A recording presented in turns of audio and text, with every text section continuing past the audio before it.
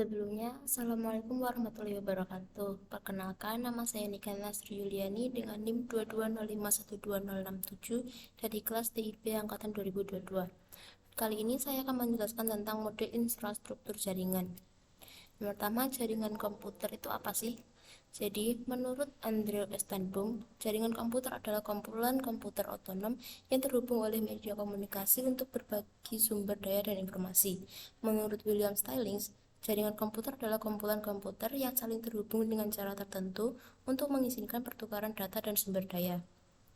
Sedangkan menurut Feruzan dan Vegan, jaringan komputer adalah infrastruktur yang menghubungkan komputer dan perangkat lainnya untuk berbagi sumber daya informasi. Jadi dapat disimpulkan, jaringan komputer adalah interkoneksi dari dua atau lebih komputer yang digunakan untuk berbagi sumber daya seperti data, aplikasi, printer, dan koneksi internet. Selanjutnya memasuki materi utama yaitu infrastruktur jaringan. Infrastruktur jaringan adalah kerangka dasar atau struktur dasar yang mendukung operasi dan fungsi dari jaringan komputer. Infrastruktur jaringan sendiri ada 5 komponen utama, yaitu yang pertama perangkat keras, perangkat lunak, topologi jaringan, protokol komunikasi, dan keamanan jaringan. Yang pertama ada perangkat keras, yaitu komponen fisik yang digunakan dalam komputer dan sistem komputer. Menurut Robert L. Schuller, perangkat keras adalah komponen fisik dari komputer yang mencakup segala sesuatu yang dapat dilihat, diraba, dan disentuh oleh manusia. Contohnya seperti router yang berfungsi mengarahkan lalu lintas data antar jaringan yang berbeda seperti LAN dan WAN. Yang selanjutnya ada access point atau APS yang berguna menghubungkan perangkat nirkabel dan jaringan kabel. Dan selanjutnya ada komputer yang berperan sebagai sumber daya pusat dalam jaringan seperti penyimpanan dan aplikasi. Selanjutnya ada perangkat lunak, yaitu kumpulan program atau instruksi yang dirancang untuk dijalankan di komputer guna melakukan tugas-tugas tertentu. Menurut IEE atau Institute of Electrical and Electronic Engineering, perangkat lunak adalah bagian dari sistem komputer yang tidak memiliki wujud fisik yang terdiri dari instruksi-instruksi yang diberikan kepada komputer untuk menjalankan berbagai tugas. Contohnya sendiri ada dari segi keamanan, contohnya seperti perangkat lunak antivirus dan firewall yang digunakan untuk melindungi jaringan dari ancaman keamanan. Pada sistem operasi jaringan, contohnya seperti Windows Server, Linux, atau CISO iOS yang digunakan untuk mengelola perangkat dan sumber daya jaringan. Pada contoh aplikasi jaringan seperti email server, web server, dan aplikasi berbagai file yang mendukung fungsi khusus dalam jaringan. Dalam protokol jaringan, contohnya seperti TCP/IP, HTTP, dan FTP yang digunakan untuk mengatur cara perangkat komunikasi dan di dalam jaringan. Selanjutnya ada topologi jaringan. Topologi jaringan adalah tata letak fisik atau pola hubungan antara perangkat dalam sebuah jaringan komputer. Menurut Behrouz A. Barrouzan, topologi jaringan adalah pola atau bentuk susunan perangkat dan koneksi fisik yang menghubungkan perangkat dalam jaringan. Topologi sendiri ada 5 yang paling sering digunakan. Yang pertama ada star topologi, yaitu perangkat terhubung secara langsung ke pusat. Semua jaringan lalu lintas akan melewati pusat tersebut sehingga pusat ini berperan penting. Keuntungan dari topologi ini adalah kemudahan dalam pengelolaan dan isolasi perangkat jika terdapat masalah, tetapi kelemahannya adalah jika pusat mati maka seluruh jaringan bisa terganggu. Selanjutnya ada bus topologi. Semua perangkat terhubung ke saluran komunikasi tunggal atau bus yang memiliki 2 ujung. Data yang dikirimkan dalam bentuk sinyal dan perangkat yang diinginkan akan menangkap sinyal tersebut. Keuntungan dari topologi bus adalah simpel dan hemat biaya.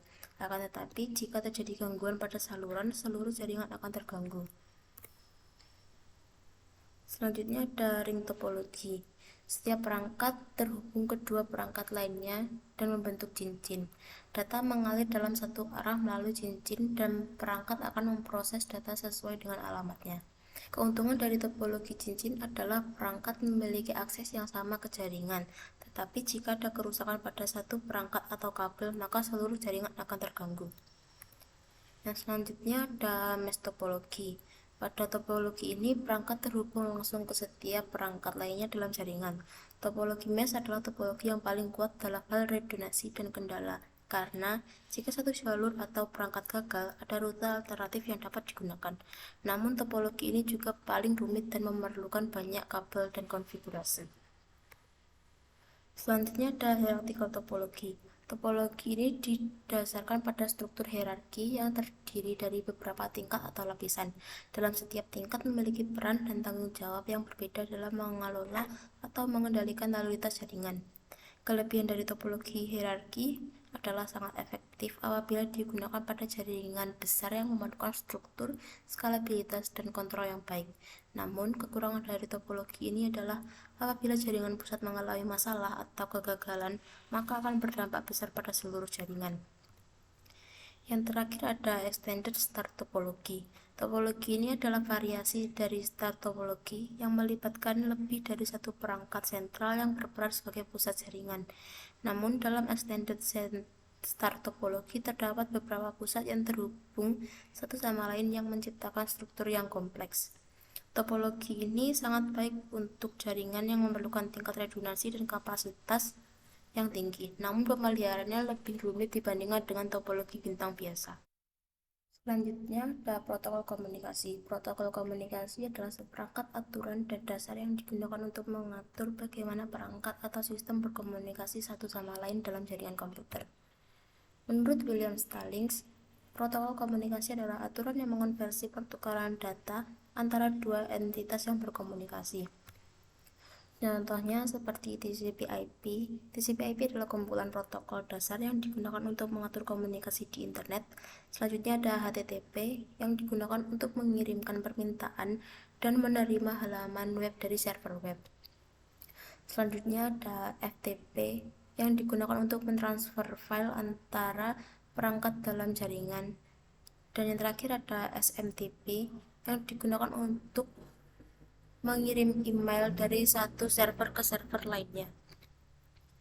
Yang terakhir ada keamanan jaringan. Keamanan jaringan adalah rangkaian taktik, teknologi, dan prosedur yang dirancang untuk melindungi integrasi, kerahasiaan, dan ketersediaan data dan layanan dalam suatu jaringan komputer. Menurut Bruce Skinner, keamanan jaringan adalah proses untuk menjaga kerahasiaan, integritas, dan ketersediaan data saat transit atau saat disimpan di dalam penyimpanan fisik atau elektronik. Contohnya seperti firewall, perangkat lunak atau perangkat keras yang digunakan untuk mengontrol lalu lintas jaringan antara jaringan internal dan eksternal. Selanjutnya ada enkripsi yang mengamankan data yang dikirimkan melalui jaringan. Selanjutnya ada VPN. VPN membuat saluran aman melalui jaringan publik seperti internet sehingga pengguna atau perangkat dapat terhubung ke jaringan internal dengan aman dan dari jarak jauh. Selanjutnya ada autentikasi. Autentikasi adalah proses verifikasi identitas pengguna atau perangkat yang mencoba mengakses jaringan. Selanjutnya ada manajemen akses yang dapat mengontrol siapa yang memiliki akses ke data atau sumber daya dalam jaringan. Selanjutnya ada IPS yang membantu mengidentifikasi serangan atau aktivitas yang mencurigakan dalam jaringan. Mungkin itu saja penjelasan materi dari saya. Ada kurang lebihnya saya mohon maaf. Wassalamualaikum warahmatullahi wabarakatuh.